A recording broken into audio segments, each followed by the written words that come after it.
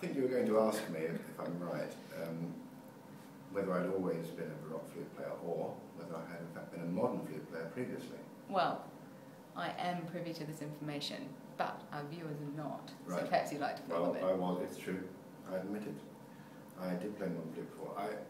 I've always been obsessed with Bach, though, on modern flute as well, and I think that's what prompted me to want to learn the Baroque flute, because a lot of Bach's works don't work that well on modern instruments. Some good examples are the Brandenburgs.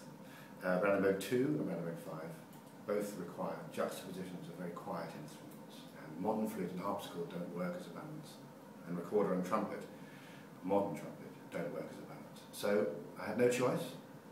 I had to take the plunge if I wanted to play these pieces right, and I moved over to the Baroque side. The dark side. I was going to say the light side. It was the more colourful side, actually, I'd say, because although they're perhaps not as loud, Baroque instruments are more colourful, more complex. The Feinstein Ensemble and the London Bach Singers will be coming together to perform on the 22nd of September at St Martin's. Can you tell us a bit more about that? Yes, the main work, I suppose, in the concert is Trauerode. It's called Trauerode, but it's in fact Cantata 198, and it's the largest of Bach's cantatas. That translates to mournful ode? How does Trauerode? Funeral ode. Funeral? Funeral poem. I don't know. There's no real translation for it. It's a funeral cantata, but it's a secular cantata, funnily enough. But it contains some of Bach's most wonderful music. It's something I'm looking forward to very much. And the first item on the programme, Ich habe genug. Ich habe genug. It's another cantata connected with death. Bach had a thing about death, but actually, funnily enough, a lot of his death cantatas are very joyous cantatas, because of course he was a good Christian, and he believed that when he died things would get a lot better than they are now. He had quite an onerous existence, bullied by his superiors for many years in his main job, and Ich habe genug is saying, this is enough of this life, I'm fulfilled, enough of this earthly existence, let me be now transfigured and sent to a better place. We were talking about the difference between the Baroque and the contemporary flute. Yes, they're very different, there's a marked difference in that. There are counterparts to modern instruments, like, for example, the Baroque oboe, Baroque cello, Baroque violin. They are different from their modern counterparts. For example, the violin has no chin rest, the cello has no spike, they use gut strings. But the difference between a Baroque flute and a modern flute is far more marked. The sound is completely different. The modern flute is designed for power, and power is the absolute priority. A Baroque flute is designed for colour, the complexity of colour, and they were aiming for a vocal sound, something that would imitate the human voice. Obviously it's made out of wood, usually boxwood or ebony. It has only one key, as opposed to the huge array of keys we have in a modern flute. And this gives a technical difficulty to the Baroque flute, which is on another level to modern flute. The sound is exquisite, and there's very little key rattle, there's no lip plate. It's rather like playing a modern flute or being a trapeze artist, let's say, without a safety net, on a very thin wire which has been greased.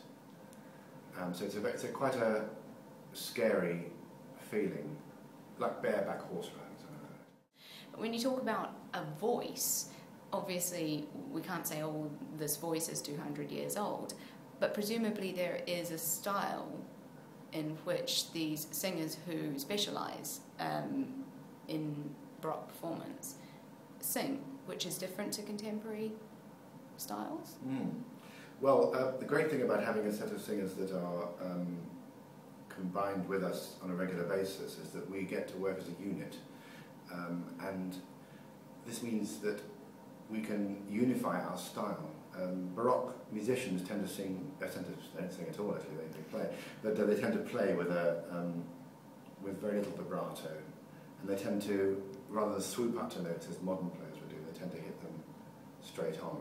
I'm not saying modern players play out of tune, but they tend to have a different attitude to intonation.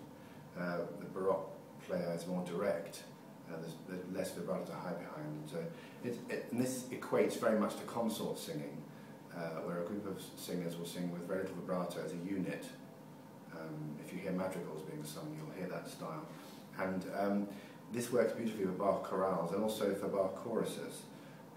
And because these singers are so technically good, they can sing entire choruses of, say, B minor mass, and with one voice per part, and it sounds absolutely exquisite, very in tune, very unfussy. So there's a real clarity. There's a clarity, there's a very touching quality to it, which you won't find in a perhaps operatic setting. Do you think this sound, this clarity, this intimacy of sound reflects the nature of the performance venues at the time? Is there any link between the two?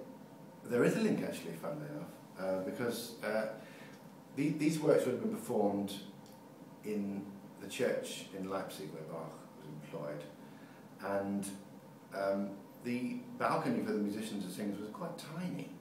There's no question he would have used single singers for each part, and this is a great clue to how we're always trying to work out what Bach would have wanted, and I think that's the right thing to do. And I think there's a big clue here.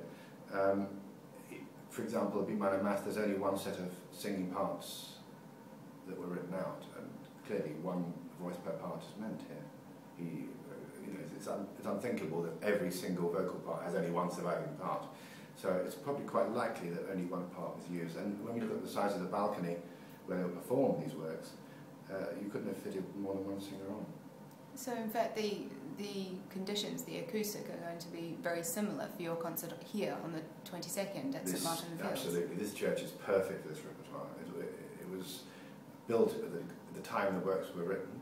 In fact, two of the cantatas that we're playing were written in 1727. I think that might even be the year that this church was consecrated.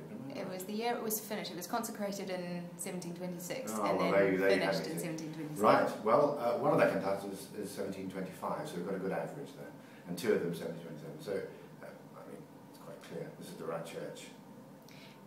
This is perhaps an unfair question and asking you to choose a favourite child, but is there anything in particular which is a favourite moment of yours in this upcoming programme which we should be listening out for? Oh dear. Well, actually, no, yes, there is. The very opening of the first chorus of Cantata 107, which is one of the most magical moments you could possibly imagine. It starts off with a single note in the oboes and violin, quiet, and then crescendoing, and then the rest of the orchestra enters. Marvellous moment. Just before we let you go, is there anything else that we should be looking forward to for the Feinstein Ensemble and London Bach Singers? Let me think. Oh yes, October, we're coming back to St Martin's and we're performing cantatas on the 27th of October.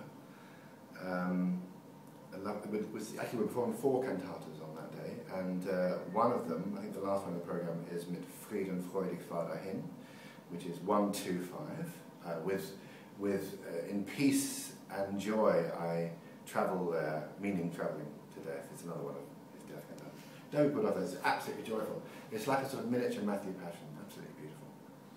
And then we're coming back in December for a Christmas oratorio, which we did last year, which was an enormous success. I'm looking forward to that again. And that's on the 26th of November. November? That's right. Fantastic. Well, we shall very much look forward to seeing you on the 22nd of September. Thank you so much for your time.